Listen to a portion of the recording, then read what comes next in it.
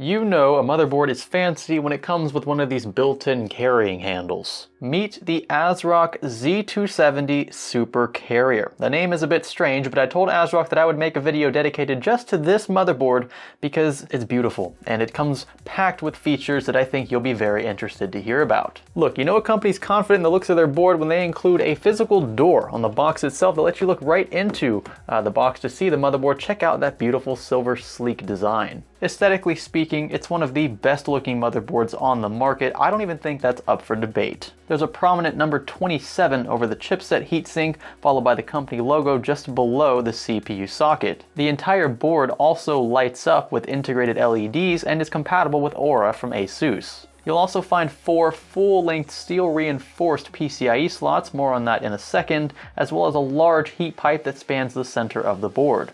Most motherboards do include a few extra items, usually SATA cables, maybe an SLI bridge or something of that sort, but it feels like there's much more in this box than just the board itself.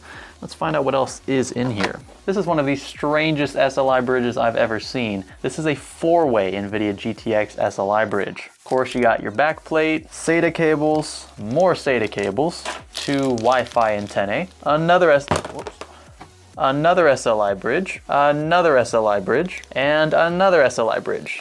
But this one's flexible. You'll also find the usual paperwork, a software installation guide, user manual, whatever this is. Oh, it's a postcard. They included a postcard in a motherboard box, and then your driver installation CD. So what I'm getting from this board is that pretty much anything you can think that should be packed into any Z170 or Z270 motherboard is on this board. I mean, there's everything from Dr. Debug to dedicated reset and power switches.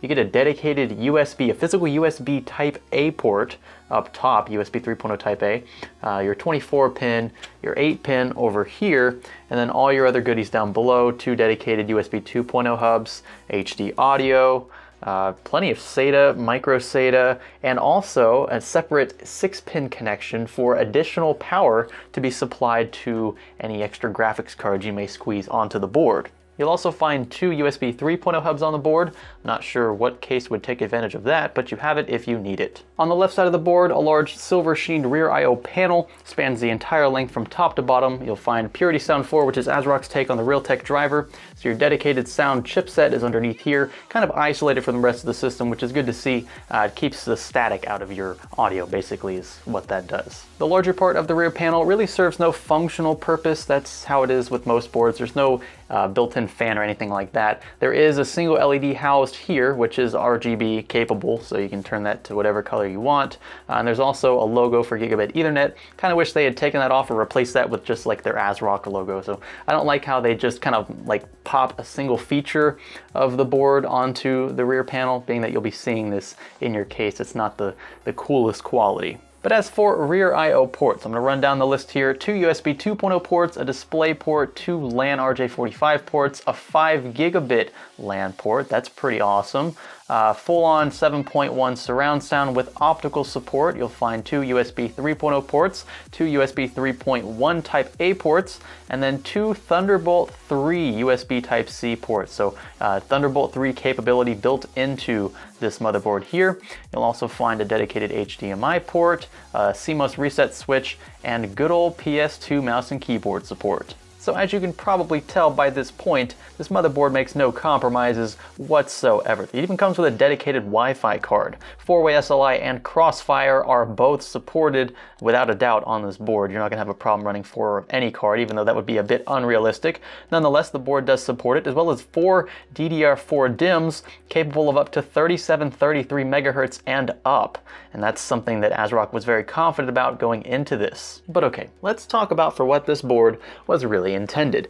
It comes with a 14-phase power delivery system, which in and of itself should speak volumes about ASRock's intent with overclockability on this board. 14 phases is a metric crap ton. Some of the best overclocking motherboards I've ever owned come with a maximum of 12. Granted, you might not notice, a very clear, evident difference between 12 and 14. What it really means is that the power delivery to your CPU will be very, very stable. It's very, very redundant, which is a good thing. ASRock spared no expense in that department. But But on top of that, I'm reading straight from the box here, ASRock's also included an external base clock generator, which provides a wider range of frequencies and more precise clock waveforms. So what this means is that if you want to push your CPU to its limit, let's say you have an i7 7700K and you want to reach 5 gigahertz, you want to hit that 5 gig threshold, you might not only have to tweak your multiplier and your V-core, which are the two pretty much basic variables involved with overclocking, more on that right here, kind of an old video, but the gist still stands, but you might also have to tweak your base clock. Most motherboards include two base frequencies, 800 megahertz and 1000 megahertz. That frequency multiplied by your multiplier, hence its name,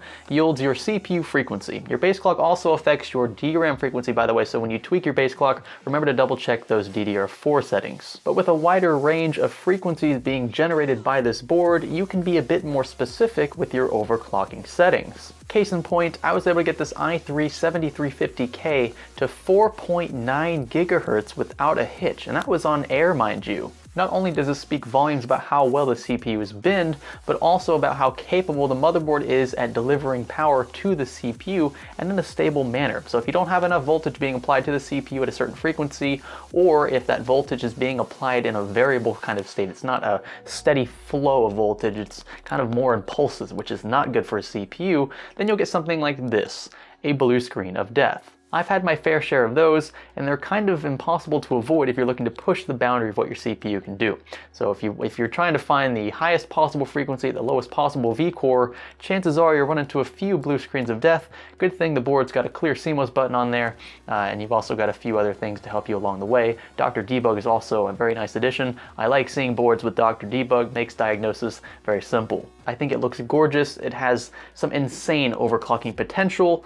So I think it has the best of everything. If you're looking for some of the most extreme overclocks and you're also kind of picky in the looks department, which I understand, I am as well, this board is for you. And no, I wasn't paid to say anything in this video. I could have just trashed it and, been fine. I'm sure ASRock would have questioned my judgment, but no, I can say with certainty this is one of the best Z270 boards ever, and it likely will remain that way. I dare other motherboard manufacturers to try to beat this.